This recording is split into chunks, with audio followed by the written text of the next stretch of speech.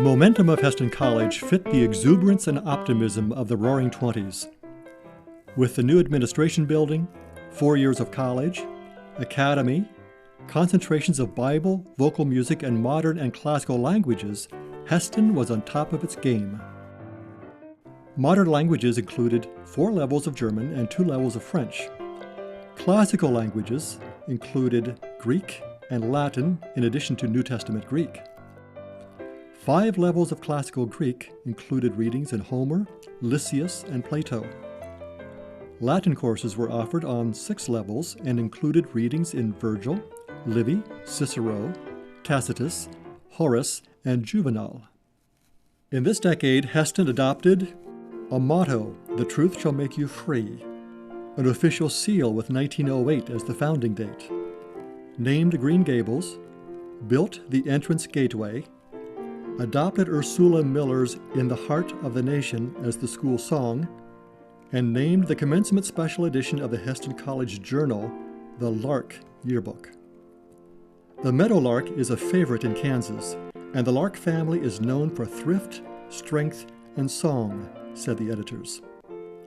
Hesston's choice of the meadowlark was made 12 years before it became the Kansas state bird. Alta Mae Eby, now married to her former student Paul Erb, took special training to teach the first physical education classes for women. Men had to wait longer.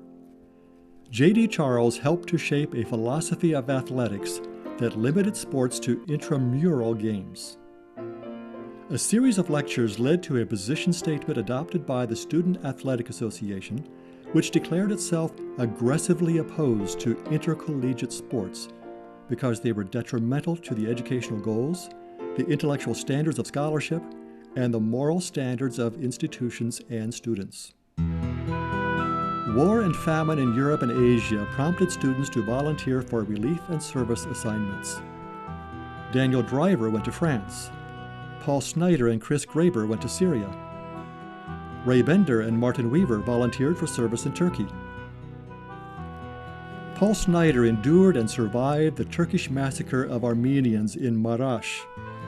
For 22 days, he and his fellow Near East relief workers were besieged during a Turkish nationalist attack on the city, in which 10,000 Armenians were slaughtered, a genocide that Turkey continues to deny in the 21st century. The Young People's Christian Association, or YPCA, organized a fund drive for Armenian relief and to equip Mary Wenger, the school nurse, for missionary service in India. But what shocked everyone was the death of Menno J. Schellenberger in Turkey. 3 months into his service term, Shelley, as he was known, died of smallpox and was buried in a lonely grave overlooking the Tigris River. He was the first Hesston student to die while serving abroad.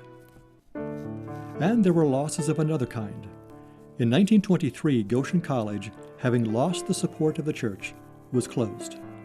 Sanford C. Yoder, who was a regular teacher at Hesston's winter Bible term, was appointed president and charged with rebuilding Goshen with a new faculty and a new curriculum. Yoder said he would do it only if he could have Hesston's dean, J.D. Charles. When Charles died of cancer that summer, Yoder set his sights on Noah Oyer, Hesston's newly appointed dean. After numerous agonizing meetings, President Bender and the local board reluctantly released Oyer for the good of the church and of Goshen College. When Hesston appointed Edward Yoder dean, Goshen asked for him too. Edward taught classical languages at Goshen while he completed his doctoral work. After earning a Ph.D. from the University of Pennsylvania in 1928, Yoder came back to Hesston to serve as dean, vice president, and professor of classical languages. Meanwhile, the Mennonite Board of Education had decreed that the Mennonite Church was too small to support more than one 4-year college, and that college would be Goshen. Hesston was ordered to scale back its curriculum and drop its upper-level classes. Hesston and Eastern Mennonite College, both as junior colleges, were to serve as feeder schools to Goshen. Hesston granted its last bachelor's degrees in 1927 to Andrew Glick, Ruth Bender, and Esther Culp. Hesston's second decade saw 3 of 4 founders pass from the stage: A.L. Hess in 1920, J.D. Charles in 1923, and T.M. Erb in 1929. A new generation of leaders and teachers had stepped up to serve the institution, men and women who left farmhouses and cornfields for the college classroom.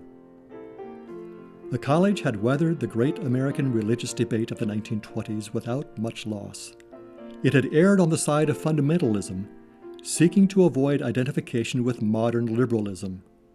It had carefully placed itself in the Mennonite world as safe theologically, conservative ideologically, and intensely loyal to the church, with a mission of training leaders for service. It charted a third way between the alleged liberalism of Goshen College and the more extreme conservatism of Eastern Mennonite College.